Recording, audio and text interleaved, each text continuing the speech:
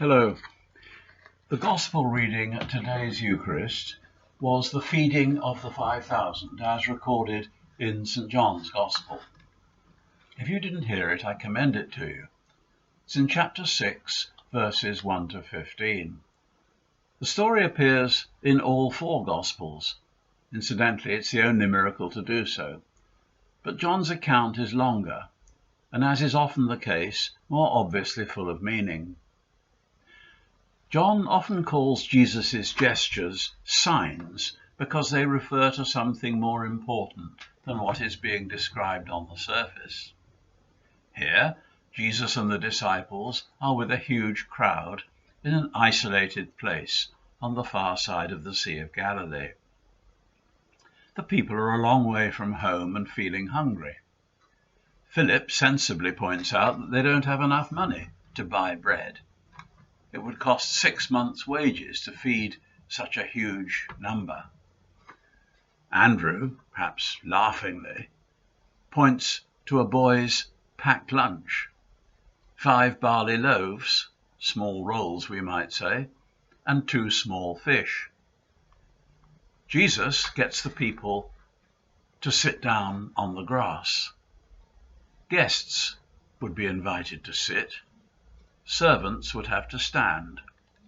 So the people are being valued. John does not explicitly say that Jesus multiplied the loaves, but he blessed them, and there was enough food for everyone with lots to spare. John surely wants his readers to understand that the miracle is about the abundance of God's love. 12 baskets of fragments were collected, 12 being the number of the tribes of Israel and a sign of completeness.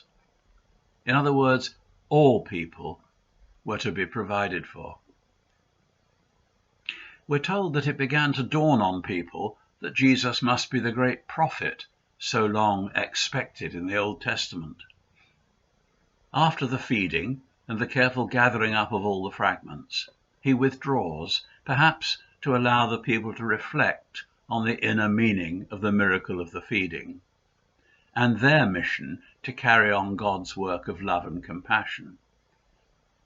The people themselves to become signs of God's presence and activity in the world. Well, as so often in John's Gospel, there's much food for thought here. No pun intended. But if you are one of those people who find supernatural miracles difficult to accept, let me tell you about a sermon I heard many years ago by an elderly priest on this very gospel story. He admitted that he found it all a bit implausible, not because of the multiplication of the loaves, but because people would not have been silly enough to walk for miles without taking food with them. The preacher thought it much more likely that they were all hoarding their packed lunches for themselves.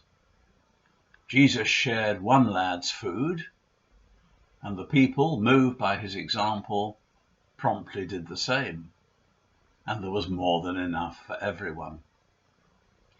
For that wise old priest, the greatest miracle of all was to turn a vast crowd of selfish people into generous sharers.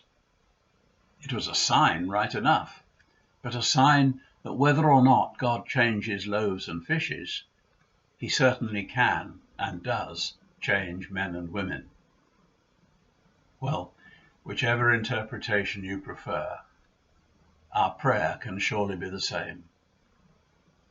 Bread of heaven, feed me now and evermore. Amen.